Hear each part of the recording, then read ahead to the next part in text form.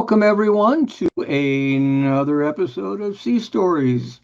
We've made it all the way to season 4, and nobody's gotten hurt yet. That's a good start in the first place. It's a beautiful September day, 2025, and I am joined by one of the greats. I'm joined by Tania Aebi, who's here all the way from the wilds of Vermont. And you may remember Tania took off in 1985, a trip around the world at age 18. And welcome aboard, Tania. It's nice to see you. Tania, I'm going to kick it over to you. And many times I've been asked to just stop talking. So I'm going to let it run on your side until we get to our first commercial break. All right, then. Yeah, because the title of the thing is 40 Years of Sailing, and I've got to talk about that in the next 40 minutes. So I'm going to talk really fast. Um, I am just going to tell some stories here. I've heard that if you do something for 10,000 hours, you're an expert, and I've put well more than 10,000 hours into the sailing thing, and I still don't think I'm an expert, but I've learned a lot along the way. I'm not going to teach anything other than that, like I always said when I started, if I could do it, and if you want to do it, you can do it too. Oh, did that screen just show up here? Interesting. Anyway, I am. Should I just launch right into the slides? We'll just get going with that, right? Yeah, whatever you like. Yeah. Let's just do it your way. We'll just go straight to the pictures. There we go. Oh, wow. That went easy. Can you see it? Let's do a screen share. Oh, right. We just practiced that a whole bunch of times. It's all good. Don't you worry about it. Here we go. And then we got you. Thank you. Slideshow. Here we go. There. Okay. 40 years a sailor. So yeah. It's actually more than 40 years ago that I got into sailing. I was 16 and my dad bought a boat and I ended up sailing from England to New York with him via Spain, Portugal, Morocco, the Canary Islands, the Caribbean, back up, flat calms, big storms. I had finished an alternative high school, and he came up with this plan to give me something to do with my future. He saw that I had fallen in love with the whole sailing thing, and so that's our sailing trip. That's when we were crossing the Atlantic. He came up with the idea, which kind of set my life on the course it's taken. I didn't say yes right away to that trip, but I did by the time I got back to New York. I knew I didn't have anything better to do. I knew that this was probably the chance of a lifetime. There was a glimmer of understanding, even at the age of 17, that I owed it to myself to try this. When I first started, I thought, oh, I can always quit if it's not going to work out. But that turned out to be a lot easier said than done. Quitting wasn't really part of the story.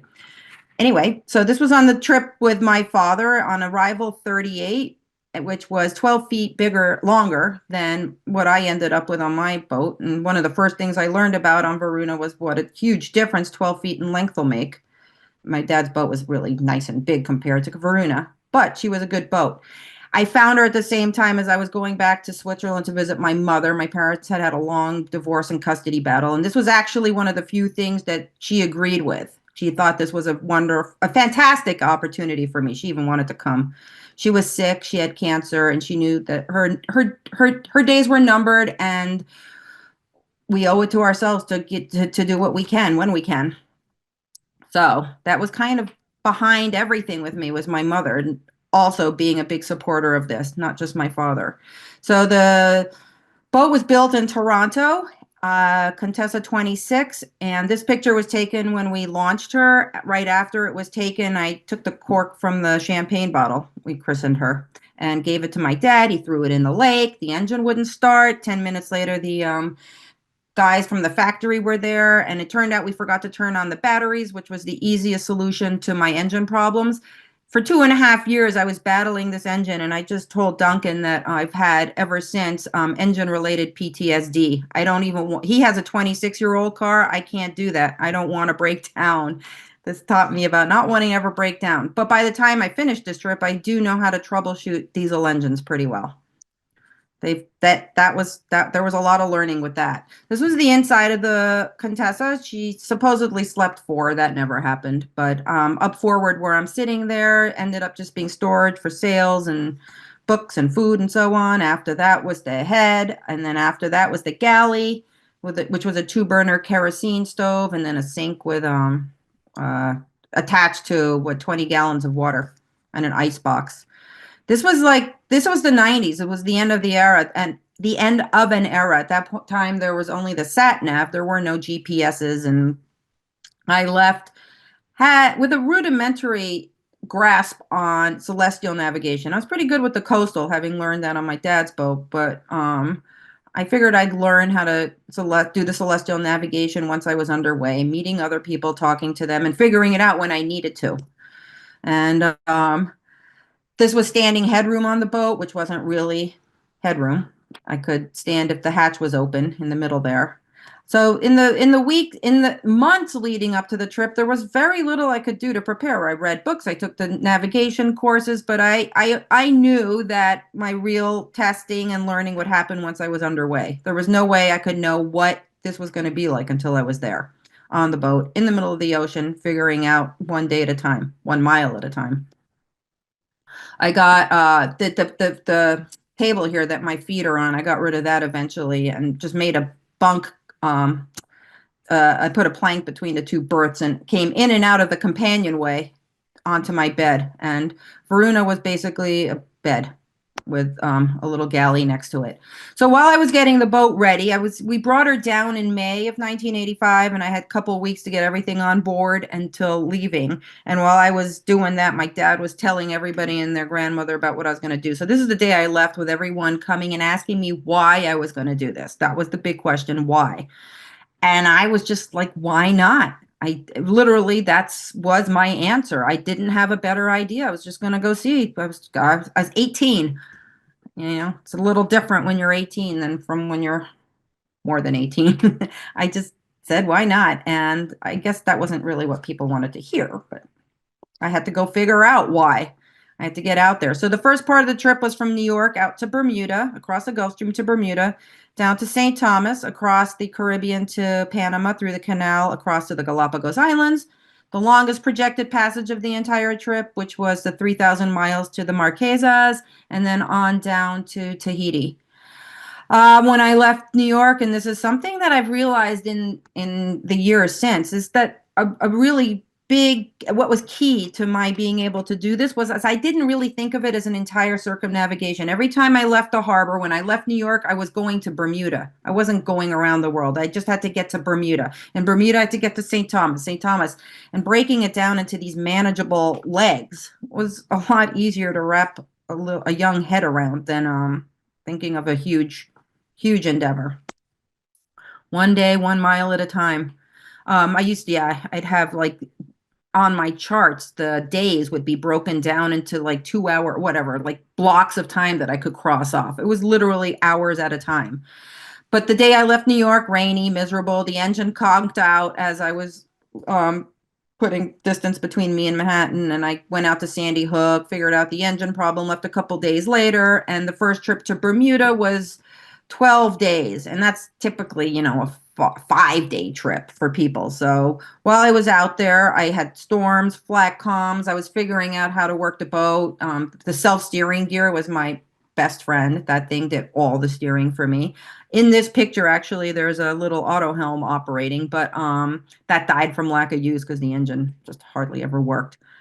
But out there, I figured out how the boat worked and how I worked with her and what it felt like to be in the middle of the ocean. And that trip to Bermuda was so important because that's when I realized I actually loved being there. I loved being the only person on the whole planet that knew where I was at any given moment and being kind of like the master of my own little universe. And at the same time, a speck of nothingness, which was something that I kept coming back to over and over again. That simultaneous feeling is not something you can have many places on the planet. In the middle of the ocean alone, I was everything and nothing at exactly the same time. Kind of humbling. And, kind of makes you feel good sometimes too. Anyway, I got to Bermuda. After all of those problems, wrote my first article for Cruising World, who said they'd publish anything I wrote underway. And I talked about I had trouble with navigation, how the boat had leaks, whatever. There were a whole bunch of things that happened. I wrote about it and found out for the first time that people might have opinions about what I was doing, because I got letters forwarded to me months later. This was when people still wrote letters, and I got packages of mail sent to me of a lot of people thinking this was a really cool thing, bravo. But there were several that said I was a waste of taxpayers' money. My dad was a maniac for sending me out there, and just a bunch of negative letters, which I've thought so many times recently. I would have never been able to do this if there'd been an online world at the time where people could just so easily say what they, at that time, they had to actually write it down and put a stamp, find an address. And so it wasn't as many as I probably could have gotten. But even those few letters, they actually were the ones that were responsible for keeping me going. Every time I felt like I was screwing up or I was going to mess, or was thinking of quitting, I think, boy, those people will be right. If I don't make it, they're right. Can't let that happen. So the next passage was on to St. Thomas, where my cat Dingy joined me, and he made it around more than halfway around the world. And St. Thomas I only found because I saw a ship the night before I thought I was going to arrive. If I hadn't called them, I would have hit Puerto Rico. I was able to alter course on time. And again, Panama, I only found Panama because I just lined up, followed the shipping in. And then outside of Panama, I found the Galapagos. This was the day I thought I was crossing the equator. I set up the camera to take a picture of the little celebration and saw a fishing boat that night and found out I was actually still 50 miles north of the equator. So I was having problems with my navigation, and definitely know that it was pride that got in the way of figuring out the solution. There was just no way I could walk up to some impressed sailor on a dock and say, I don't know how to navigate. Can you help me? I was going to figure it out, just like all the books said. It was supposed to be easy. But then I had made good enough friends with some other guys on a boat in the Galapagos that I met up with again. And we sat down, and it turned out that I did know what I was doing as far as the calculations and the tables went. It was my sextant that was wrong. It was plastic. It wasn't giving me the good readings. And I had a perfectly good sextant in a locker that I took out and ended up, I knew how to navigate. By the time I got that good old sextant out, my positions were perfect, and that became a highlight of the trip. Was every day, once a day, I could figure out exactly where I was in all that water. The next 24 hours was all just dead reckoning, but at one time, once a day, I knew exactly where I was, and that was something to look forward to see how far I'd gone. Huge difference from the GPS, where you know where you are every second now, but. Anyway, not that I don't love having a GPS now. It's really nice, but it was also pretty cool to be able to use the sun, the moon, the stars, everything out there in nature and the world around me to figure out where I was in all that water. Something's lost with not there's a connection that's lost when you don't do that. But anyway. Tania, let's take a little break here for a moment, and we will be right back with Tania Aebi. Thanks, everybody. Appreciate that. Here we go. This is a pitch to ask you to join us at the American Schooner Association. Founded in 1972, the American Schooner Association is dedicated to the history, preservation, and promotion of the schooner rig. You don't need to be a schooner owner to join the organization, just to be interested in these beautiful boats. As time marches forward, the role that schooners played in the history of our country is fading too. Your membership helps support educational programs and provides a base for preserving these vessels. So, join us. It's inexpensive, important, and we'd love to have you along. We'll see you at amschooner.net.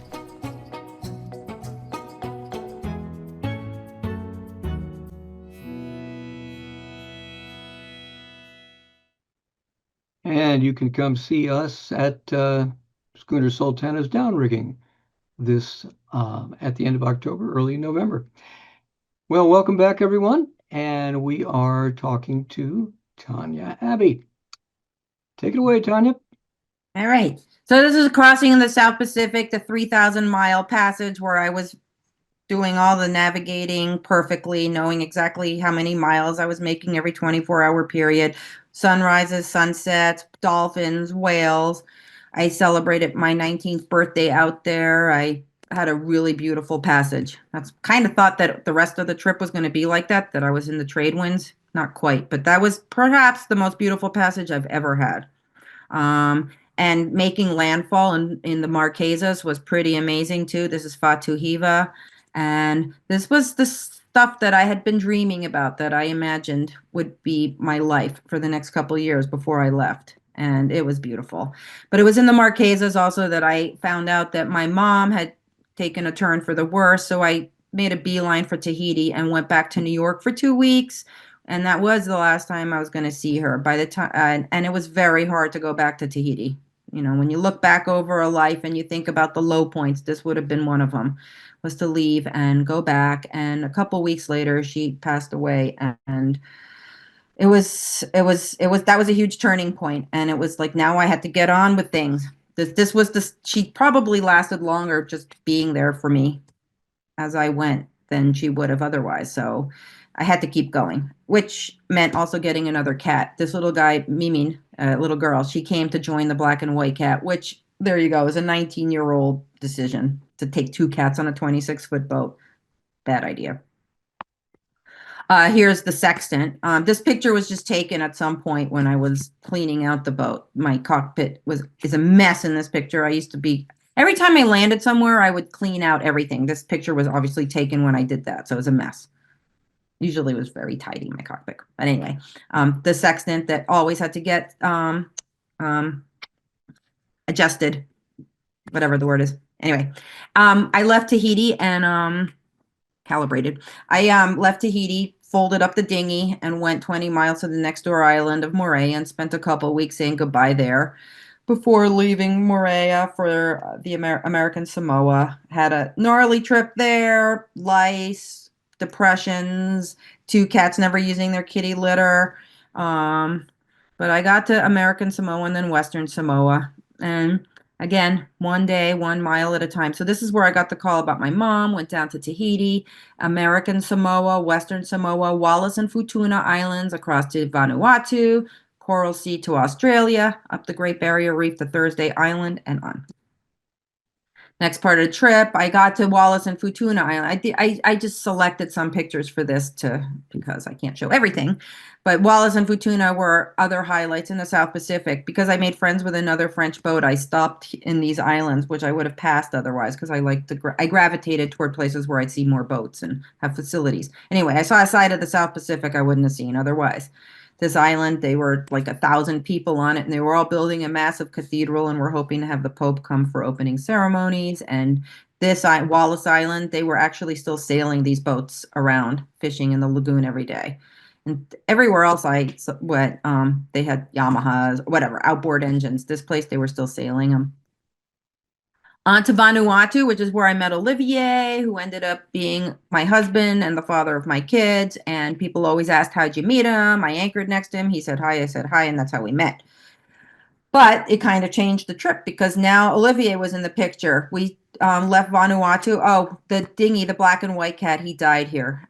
He had to be put down. He had a kidney thing that male cats will get. And I got the little guy in this picture, Tarzun, who outlived my marriage. He was 21 when he died. He made it all the way around. And this picture I stick in here because that's kind of what I had to find outside of Australia to find my way in through the Great Barrier Reef. So this was the big navigation test, was to find a tiny little lighthouse sticking up out of the water with no visual landmarks other than that, to find my way in through the Barrier Reef. But after I found the lighthouse, another storm came through. I spent 3 days outside of the Barrier Reef, swearing the only way I was going to get home was on a 747. If there's a low point in the trip, this is it. This is where I came as close to thinking about quitting as I did. But like I said, quitting was a lot harder than to keep going.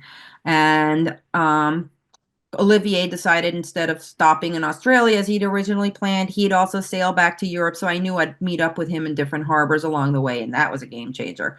So we set sail up the Great Barrier Reef to Thursday Island and on across to Bali, Christmas Island, back north across the equator to Sri Lanka, and across the Arabian Sea to Djibouti. And that's the next part of the trip. It's really easy to say zip, zip, zip, zip, zip, and then to spend all that time out there. So this is one of the only fish I ever caught on the Great Barrier Reef. Luckily got a picture. Found out I caught it in an underwater national park afterwards, which is the only reason why I caught this thing. I tried, but not easy. My 20th birthday last night on the Great Barrier Reef, and I always said my 19th and 19th birthday in the South Pacific, 20th on the Great Barrier Reef, and 21st in the middle of the North Atlantic will never be forgotten. I mean, that's part of my story, a big one. I've had many birthdays since. I don't remember any of them, but those guys I'll never forget. Those three. There was not a lot of wind between Thursday Island and Bali. Olivier and I, we didn't try to stay together, but 3 days out when the wind died, I actually saw his sail on the horizon and motored over there. We tied the boats with a long line together and drifted for a couple days. At the end of the second day, Australian Coast Guard cutter came up to us and threw us ice and ice cream and tootled off. And I don't know, years later, I got a fax from the captain of this boat who said he read the book, remembered this day vividly, and how much he wished he could be on a little boat sailing across oceans. So I wrote right back to him and said I could still remember how much I wished I were him on his big, nice boat with freezers and steaks for dinner. This is the first bird that Tarzoon met. If you can see in this picture, I have a harness on him because I was scared once he got up on a solar panel, he'd go winging off the back of the boat. But this bird pecked him in the face right after I took this picture. I can't not include this picture in any slideshow ever. Right after the bird pecked him, he went down below and wouldn't come back out until the bird left. Christmas Island. Olivier and I managed to stay together up until Bali, but then we stopped trying because it was hard. His boat didn't have a VHF even, or he had kerosene lanterns for navigation lights, so it was hard to try and stay together. We had to do watches and not getting enough sleep. And anyway, Christmas Island, I arrived at the beginning of hurricane season, so it was kind of important. It felt important to get out of there and back north of the equator as fast as possible. The doldrums, flat calms. This is just a stock picture from somewhere without wind, but the flat calms were almost more frustrating than too much wind. Just on the way between Christmas Island and Sri Lanka, my mother had plied me with all the classics before I left, and this is the trip where I ended up reading a bunch of them. I ran out of all my pulpy books. Christmas, Sri Lanka, I'm a tea drinker, so I got to see the tea plantations there. My dad came. He was the first time I saw him since Bermuda, so we had a lot of stories to tell. He'd had his adventures, I had mine. We visited Sri Lanka, which is the seat of Buddhism, so little Buddhas, big Buddhas. This is inside the Buddha. Sri Lanka was a very cool place. You know what? Everywhere I went, people have asked me all these years what was my favorite place, and that's always been one of the hardest questions to answer because every place was special for whatever reason. I also hauled Varuna out while there just to make sure everything was okay under there and to put another coat of anti-fouling on before the last few legs home. It was kind of like the last, well, here's the map, the chart from Sri Lanka. It was across the Arabian Sea to Djibouti, up, stopping in Sudan, Egypt, up through the Suez Canal into the Mediterranean again, stopping in Crete, Malta, Spain, Gibraltar, back across the North Atlantic, home to New York.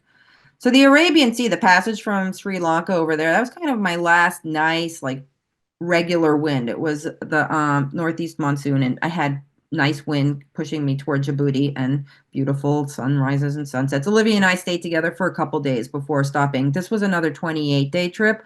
I've not been mentioning, but these passages were long. They were like 30 days, 28 days, 26 days.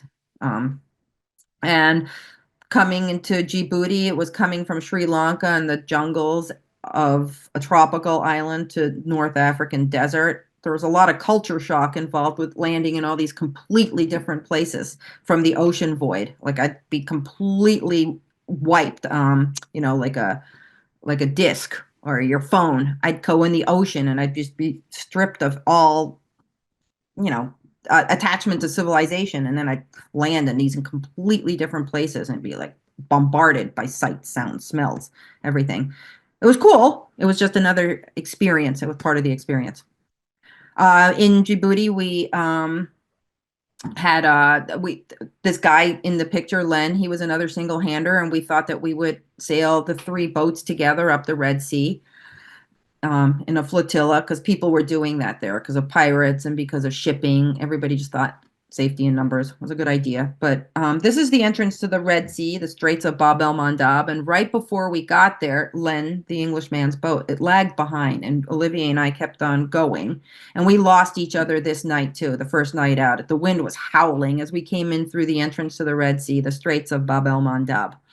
And we got through there, and I lost him and got to Port Sudan, where I found out that Len, when we thought he was just behind doing sail changes, actually his boom had jibed and killed him. And that was my first encounter where 1 minute everything was fine and the next minute was all over. And it made me start feeling my own mortality a lot more strongly. Like if I wasn't going to make it, the closer I got to home, the closer I was getting to death, right? Because if I'm not going to make it, if I'm not going to survive this trip, it's gonna the end's happening soon. And I'm a little nuts thinking about that too much. But on land things were okay. In Sudan, I visited with I had another bunch of great experiences in Sudan. This is the shoe shine guys, taught me a bunch of Arabic. I taught them English. Every day we stopped there, and they would just want to visit and hear stories. And that was another thing about this trip, was here I am, this single-handed young female arriving in all these places. People were curious and they always wanted to hear my stories. And in return, I'd get their stories. And I love that. And that's been true for all the years since. The story, writing the book about this trip, has had people write to me with their stories. And I've been so grateful for that for decades now, being able to have access to other people and their stories. I've loved that very much. It started there. Just my story inspired the return of stories. But anyway, continuing with this story was the Red Sea, which was very hard sailing. It was headwinds the whole way up, sail changes constantly. Olivia and I managed to stay within sight of each other, dodging the shipping, tacking before we got to the reefs, and my sail was constantly ripping. This is the patchwork job. I spent a lot of time out there with the needle and thread and rubber cement and spare sailcloth, and praying to that thing to keep it going. I had telegrammed my dad in Port Sudan asking if there was any way to get a sail to me in Egypt. That would be great, because this thing wasn't going to make it. And he did come up. He brought me a new sail in Port Sudan. This is the last in Port Said. And this is the last night on the Red Sea. And it was beautiful, which was a hard sail up, but it was such a different world. And it was so cool, too. This is the most amazing underwater life I've ever seen. I don't know if it's still like that, but back then it was like National Geographic pictures underwater there. The Suez Canal, it's a 2-day trip, went through. You have to have a pilot. My dad had been on Olivier's boat, and he left at the midway point to get back in time for my brother's high school graduation. And then his words were ringing in my ears that I needed to hurry up so that I'd get back across the North Atlantic before the winter and the storm season. And so we left Port Suez on a Friday, which I did that once before, and things happened that I blamed on having left on a Friday. I left on a Friday again, this time because Olivier had been making so much fun of me, because that's an Anglo superstition, not French. But that night I got hit by a ship, and this isn't the actual ship. And Varuna didn't make contact with the ship, but because she was so small, she got glanced alongside the boat as it passed in front of us. But something did snag the forestay and snap it. And I had tied down another halyard to the bow roller, because that halyard, that stay had started fraying anyway. I was fine. I was able to make the repair and get to Malta, but it really scared the living daylights out of me. It's like, I always assumed that my chances of being in exactly the same spot as another boat and all that water were slim, but not anymore. Now I realized that could happen. And that happens also in the Mediterranean, which is chock full of shipping and no really designated shipping lanes. Anyway, made it to Malta, where I fixed up Varuna, changed the forestay, and did a bunch of other little jobs to her, because it was 4,000 miles back to New York. So I did what I could to make her as shipshape as possible for that. And Olivier was stopping here. This was one of our last little family pictures, me with the cat, him with all his shells. Oh, one of the cats jumped ship in Egypt. She went on another boat with a cook. So I only had Tarzoon finishing the trip with me. So the rest of the Mediterranean was a challenge. There's no regular winds there, so it was constant sail changes, no sleeping, worrying about shipping. Got into a storm right south of the Balearic Islands, got knocked down, thought I was sinking, radioed a ship. Not radio, turned on the EPIRB because I saw a ship, but they kept on going. So I turned off the EPIRB, bailed out with a bucket. And I mean, this is the story I always tell because it was my big knockdown story. But lightning, thunder. Oh, no thunder, lightning and wind, no rain or thunder. Anyway, the boat got knocked down, huge mess. I made it to Gibraltar and cleaned out the boat. Everything had gotten soaking wet. I just needed to clean out everything. And I also unloaded a whole bunch of stuff for the last passage across the Atlantic, which was 50 days. Getting but to New York from Gibraltar was the longest passage of the trip. I had my longest flat calm, which was a week straight without a breath of wind. I had my biggest storm ever, which was, I don't know. What I know is that when I was in the troughs of the waves, they towered over the mast, which was 30 feet high. They were huge waves. And I was going downwind at least, so it was making miles in the right direction. This is my 21st birthday meal. That's why this unfocused picture ends up in every slideshow. Got close to New York, and a gale came in just as I was about to make landfall, and I had to take the sails down. And Cruising World, who'd been publishing the articles all along the way and knew I was coming in, they were like, "Oh, no, you gotta." They came out, they met me as I was coming close to New York Harbor, and when I said I wasn't going to be able to sail in, they're like, "No, you got to get in there because we have a reception planned." So they sent the Coast Guard boat to come out and get me, and the boat first had to save them because their instrument panel caught on fire, and then they came and got me and pulled me into Sandy Hook in New Jersey, and this is one of the first things I saw, which was funny because Cruising World had also given me this thing that told them where I was, which is how they knew when I was getting close to land. It didn't tell me where I was, it told them. And a couple times it was solar powered, so sail bag covered it, and they didn't know where I was at some point. And so the New York Post decided I was lost at sea in shark infested waters.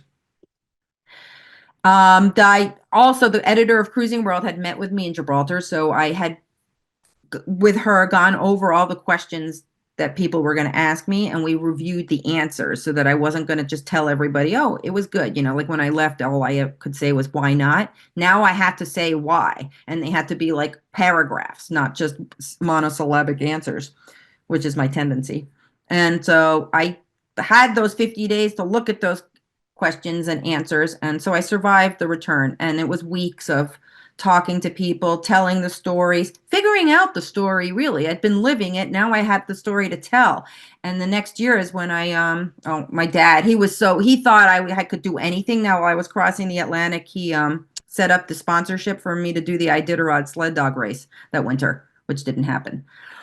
So what happened, though, is I went and lived in Newport with the editor from Cruising World. I sat down and I relived this story and spent a year taking all the writing, all my logbook entries, the letters I'd written, and finding the story, what the beginning, middle, and end really was of this whole experience, along with the family history that drove me to do this, the family history that made me the person who ended up doing this.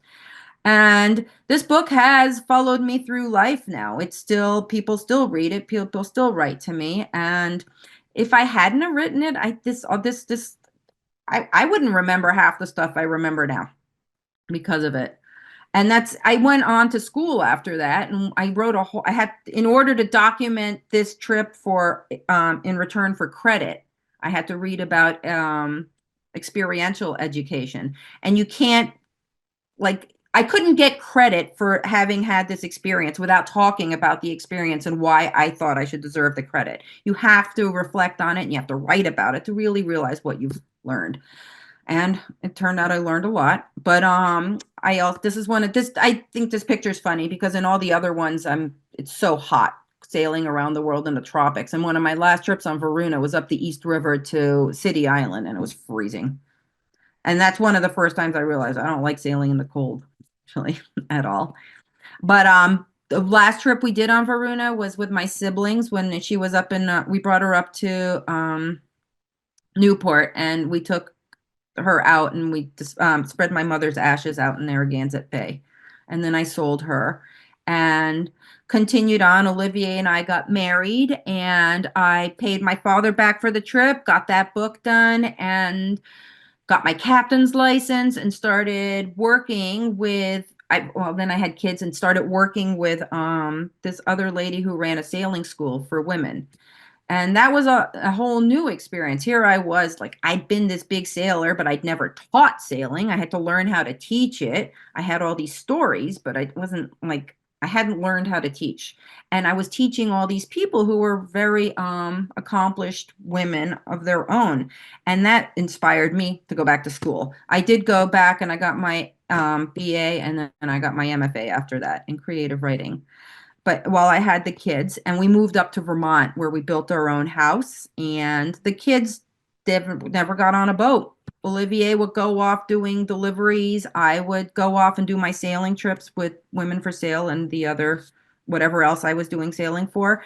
And those boys, they'd either be home with me or Olivier while either one of us went off. And same after we got divorced. And it was when they were, this is my house that we built, and this was my life for years. I'd come back from the sea to the chickens, to the house, to the gardens, and this is where the boys stayed.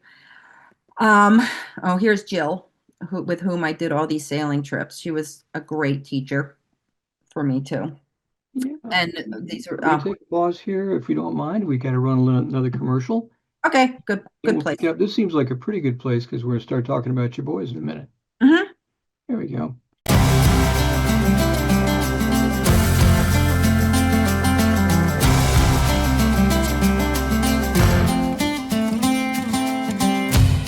It's a 127-mile overnight race from Annapolis, Maryland to Norfolk, Virginia. It's a celebration of a race to market from an age that has passed into history, a time when the Chesapeake Bay hosted passenger steamers and was peppered with working boats and pleasure craft, all under sail. This is an invitation to take part in a celebration, an invitation to get out on the bay, strut your stuff, spend time with friends, and put some wind in the sails of your beautiful boat. This is an invitation to join the Great Chesapeake Bay Schooner Race. After more than 35 years, the Schooner Race has decided to add an invitational class for non-schooner boats that would like to join us in the fun. Now, whether you have a schooner or classic vessel that harkens back to that age of sail, we're inviting you to join us. This race runs the length of the bay, and participants encounter all sorts of different conditions. It's challenging, and it's a great deal of fun. From the parade of sail in Baltimore's Inner Harbor to the crack of the starting cannon off Annapolis to the early morning finish at Thimble Shoal Light at the mouth of Hampton Roads, this is a race designed to celebrate your rig, whether classic yawl, ketch, sloop, workboat, or schooner. It's a chance to test your skills and enjoy the camaraderie of new friends and old. It's a chance to be part of something big and something meaningful. As an invitational class, the criteria are simple. If you have a vessel, modern or not, which is reminiscent of the age of schooners, you are welcome to join us. In addition, if you or your organization have a mission compatible with ours, promoting awareness of the Chesapeake Bay's heritage and ecology, and or preserving these historic vessels, you'd be welcome to join us too. Applications will be considered by our race committee, and if they feel that your boat or organization would fit our parameters, you're in for a wonderful experience. Join us. Let's get your boat on the line. Or, if you know of anyone else who might fit our criteria, send this over to them. Let's keep this great event alive, and let's give back to those who live along our shores. Join us for the Great Chesapeake Bay Schooner Race. It's a ride to remember. Love is holy. To find out more about the race and our mission of supporting not-for-profit organizations on and around the Bay, please visit us at gcbsr.org.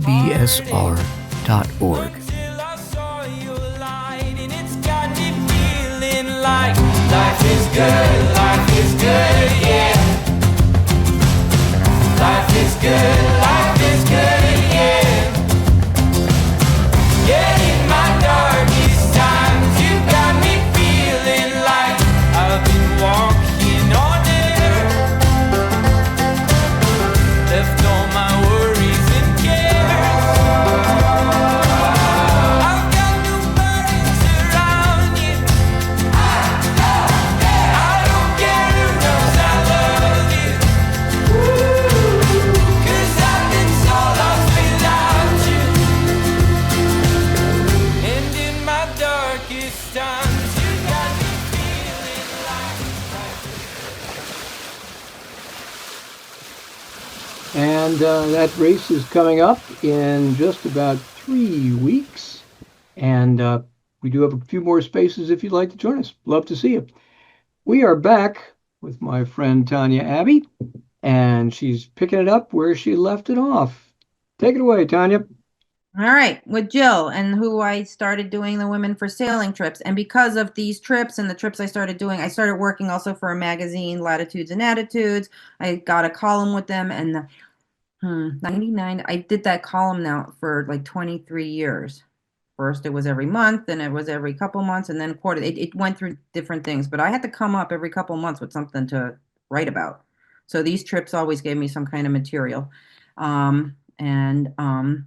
We went everywhere around the world, anywhere where there's a charter base. Obviously, this is Greece. Sometimes I take my sextant to show people how to use it.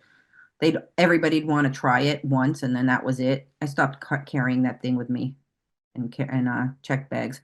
And then when I went to school and did the MFA program, everybody was talking about publishing. So I took a bunch of the articles I'd been writing over the years and turned it into a compilation of essays here. I did not write a book about my trip with the boys, which is about to come up. So here I went to school, I kept going sailing, and it was when the boys were they were about to go in, well, they were in like 10th and 7th grade when I decided I needed to do something with them before they were gone. All of a sudden, these kids were going to be heading off to college soon, and they'd never been on a boat. And this is us hiking in the mountains, and they always heard the stories about the sailing. I was always bringing them home. I was always bringing them home the T-shirts, but they'd never been on a boat, except for this one, which we had in the driveway. We rigged it there. We took it out on the lake a couple times, but not the same. I ended up taking them out of a school for a year. I found a boat in St. Martin. It was a de Villiers 36, a steel boat. And again, the hardest part of any cruise, I think, any sailing dream, is making it happen, is making that decision about to do it, and then all the work that goes into making it happen. It was huge. It was just another really big deal for me, was to get this boat ready and equipped, to buy it, get it ready and equipped, and to take my two boys. And now I had precious cargo. It was so different to be on a boat with my sons rather than just me. I had to really I wanted them to be safe. I wanted them to be happy. I wanted them to love it. And I wanted to have fun with them instead of worrying all the time. But, the other thing I always say is, if you're a worrier, it's the best thing to do is get a boat, because it'll give you nothing but stuff to worry about. And so I sailed her with my one son and our neighbor's son. The other son was busy. We sailed her from St. Martin down to Curacao, where I left her for hurricane season. And then we picked up. And right before I left for Curacao to get her with the boys, Tarzoon died, 21 years old. So it was perfect timing that he had been there all those years. And then right before I started my next big sail, he died, living a good life. Anyway, these are the pictures of getting ready to go on a boat. I also was writing now for Boat US, Cruising World, and for Latitudes and Attitudes. So I was just between getting a boat ready, I was writing up a storm, and going down to the boat. Of course, you always arrive in the middle of the night on a boat when you go anywhere with all the stuff, and it's hot and mosquitoes, and it was very overwhelming at times getting everything together. I went down there ahead of the boys, and then my dad came down with them eventually when I was ready, and we sailed from Curacao to Panama via Cartagena in Colombia with my dad. He came with me for those first 2 passages with us. But I mean, he was like one of the kids at this point. He would sit around and say, "Oh, I've had 3 boats and I never did something like this." And I'm like, "Yeah, well, this is my boat now." But anyway, just figuring out everything was was a lot of work, and the boys arrived. They didn't know what they were getting into. They were a little bewildered in the beginning. And my younger son, Sam, he was saying, I could have a really great adventure if I stayed home and took care of the house while you guys went on the boat. And Nicholas, he loved it. He just got on the boat and he's like, I can't believe we're going to be doing this for a year. I got all the homeschooling stuff ready for them. And by the time they got there, Shangri-La was her name. She was very shipshape. She was a great boat, too. I did find a good, safe boat. And it was a good thing to get a steel boat, although it was a lot of extra work keeping the rust at bay. I was out there painting all the time. And this is just a classic picture. There I am trying to figure out how to get online to get another weather report, and Nicholas is behind me snoring. And the boys were very good. Or with my dad, they'd be sitting in a restaurant playing cards endlessly while I'm stuck in front of the engine here again. This engine was another one, but by now I was pretty good at it. But I kept on top of it. But God, I did not want to have an engine failure ever again. And there they are, the boys out in the cockpit, waiting for me to make dinner. And learning how to sail. So I sailed with them from Curacao, Cartagena, Panama. We did not stop at the Galapagos Islands. We did it straight through to the Marquesas. And that was really what I wanted most of all with my kids, was to have an ocean passage, to have that experience for them and for me with them. And it was lovely. We had a beautiful crossing. And the boat was really well. And they just plugged away at their homeschooling. I had gotten all their stuff together, and they were done by February. And there's Sammy sleeping across from me. One of the things he kept saying was he just he missed being able to slide into dry sheets. Everything's always damp on a boat. And his thing was, I miss my slippery sheets.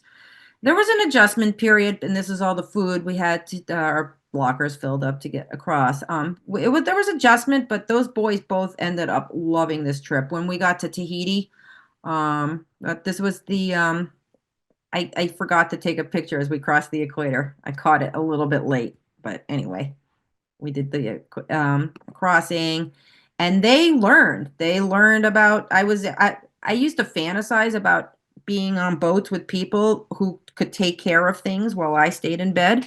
And they actually turned out to be those people. Like, they could go out and do sail changes while I stayed down. Well, I didn't stay in bed, but I cooked or something instead. And they'd go out and do the sail changes.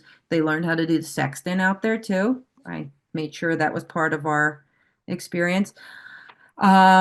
Nicholas, his favorite thing was just being able to read all the time. Sam was the one that would do the homeschooling, and he raised the bar always. Nicholas always had to try and keep up with him. Sam was always forging ahead, and Nicholas was coming behind him so that he wouldn't be behind. When Sam was done with the school year, he wasn't going to be left too far behind. Doing the sail changes and getting to Marquesas. We sailed around the Marquesas. We sailed around the Tuamotus, which were some of my best memories too of the South Pacific. And we hiked there like we did in Vermont a lot. We would hike in the islands there. And yeah, having fun on the boat in the Tuamotus. The one thing, also another thing, is in the intervening years, the oceans had gotten a lot more crowded. That's what the GPS and all modern communications had done. All the harbors that I'd gone to with Varuna, where there were only a couple boats, are now like the nice, safe harbors had turned into marinas with waiting lists. But I did this trip in hurricane season. I used it. The hurricane season isn't so bad when you are east of the French Polynesia, and I kept a pretty good watch on the weather. So when we got to these places, we were alone because people go in packs when it's the right season. So that's actually my little life hack or sailing hack. Go when it's not the right season. Just pay attention to the weather. The boys were underwater a lot too. They got their diving permits in the Tuamotus. And a lot of these pictures are the pictures on the walls of our house now.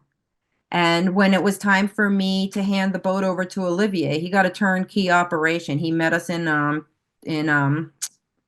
Tahiti, and the boys knew how to sail. They were finished with their homeschooling year. I'd worked out all the quirks on Shangri-La. My niece and nephew, Sabine and Alexander, came to with their parents, came to sail with us for a week or two before we did the changeover. Here we are in Moorea. It was just French Polynesia was one of my favorite places, and it was really nice to get back there with the boys. And I finished up my trip there by I planned one of my charters with the women's sailing school. So I had 5 boats waiting for us to sail around the islands with once I handed this one over to Olivier and the boys. So this was right as I was leaving them to go back to Vermont. I did my trip with the women's sailing school, and then went back to Vermont and finished a whole bunch of projects on the house, because when you build your own house and you move in before it's finished, it doesn't get finished while you're living in there. So once the boys were gone for 4 months, I was able to do all the finishing up there while they went and had fun with Olivier. This is another picture hanging in the house now. And because of this trip, Sam became an avid fisherman. He still does that all the time. And both boys went to Maine Maritime after this. They both became marine systems engineers to work on the big ships. A big takeaway for them was the resourcefulness of that it is necessary to be on a boat, and all the people they met, and they loved it and wanted to go and continue the life at sea. But I was like, why don't you do it on the big boats where you might actually make a living? So they did that. And the older son now has I sold the boat again at the end of this trip, and the older son just has 2 children now, so he's figuring out what he's going to do because he doesn't want to keep shipping out. And the younger son got a job ashore just last week. But I went back to doing my sailing trips with people and got those kids through high school and off to college. Sam, I love this picture. I stuck it in here because Sam got he did a trip from Ireland to Iceland and Greenland and back, and had this beautiful picture for me to show people in a glacier. He didn't mind sailing in cold weather. And then the last boat I had was, again, I spent those 2.5 years on Varuna dreaming about the Contessa 32. And somehow I had to, live the dream. And I got a Contessa 32. I got a very good deal on her in St. Martin and brought her up. It was my last solo sail. I brought her up from St. Martin up to Bermuda and then up to Maine, where I thought I'd be near the kids in school. But I realized then that you only sail in Maine in the summer, and the boys aren't in school in the summer. So, but it was beautiful to sail the East Coast. That was something I'd always wanted to do, was sail in my backyard and be able to bring a vacuum cleaner to the boat with my car. Game changer, being able to finally clean with my nice little vacuum cleaner everything. That boat was so spick and span. And that was my last boat. I had a plan with her to go across the Atlantic and do like the Great Circle. I wanted to do another, I was turning 50. I thought that would be maybe my last big sailing adventure on my own. But then my dad he had dementia, and I ended up having to stay home. Life happens. And that's the thing about leaving when I was 18. I was able to go off on a sail and have that great adventure before I got anchored by life and all the responsibilities. It just gets so much harder to do anything. So I thought the boys were in college. I was on my own. I could get a boat. And then my dad got dementia and we went full circle. He gave so much to me in the beginning. It was my time to give him back. And I took care of him for the last 6 years. He died 2 years ago. And in the meantime, I also got these 2 little guys. And that's, I think, the last picture, because that is my life now, is I'm home so I can be here with the kids. And I still go sailing. I'm leaving in a couple of weeks to bring a boat from Mallorca to the Canary Islands. So I have my deliveries, and I don't do the column anymore. So that stress is done. I don't have to keep making every experience into a story anymore. I'm going to be 60 next year too. The years have zoomed by, and that's it. You don't have That's to tell the them last all picture. And I've a 7:57. I couldn't do it in 45 minutes. It's those ads. Love it. Hit your share button, and we will have a quick conversation. Tania, that was just wonderful. And of course, you've done a lot of things and gone a lot of places, but I think the point that that really we all need to take away is do it now because you don't know. Just do it. That's Just what you want to do. Just do it. And it's not going to be easy all the time. There's going to be hard moments for sure and scary, but nothing lasts forever. That's what Lynn Party used to say. Just get out there and do it. Mhm. Ladies and gentlemen, we've got a chat window running, and we also have a Q&A window running. And we're going to drop over to take a look at some of those. If you have any questions or comments, type them in, and we'll go through them here real quick.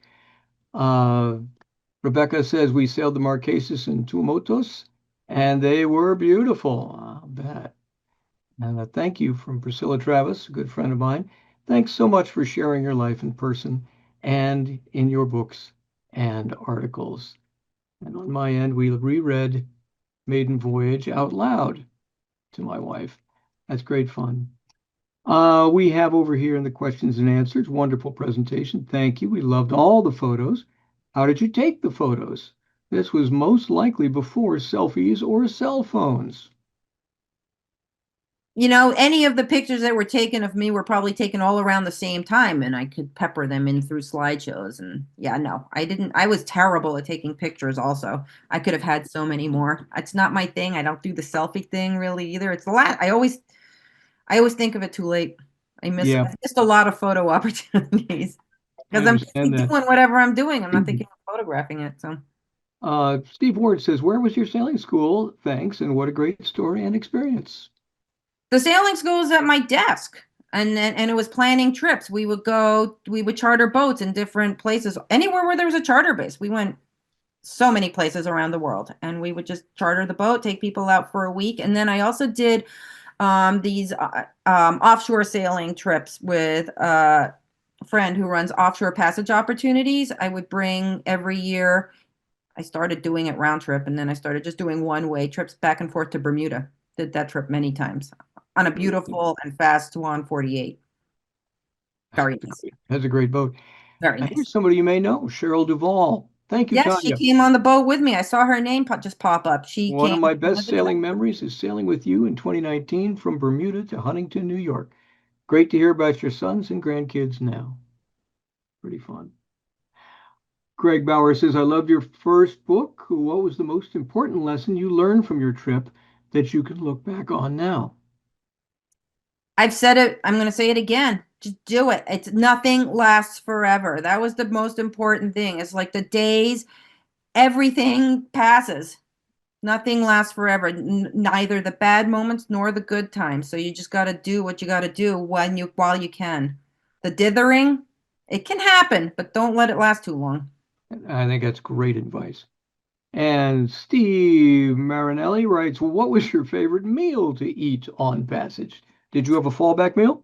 I did. I actually, cabbage, carrots, potatoes, onions, leeks, beets, all the root vegetables, the stuff that could last a long time. I love chopping off big chunks, putting them in the pressure cooker, covering them in butter, and just eating a huge pot of vegetables. Loved it. Probably eating all that butter. Now I've got high cholesterol. Nice. Susan Orr says, what a brave, adventurous woman you are. Wonderful presentation. Your pics are great. Can't wait to read Maiden Voyage. Thank you.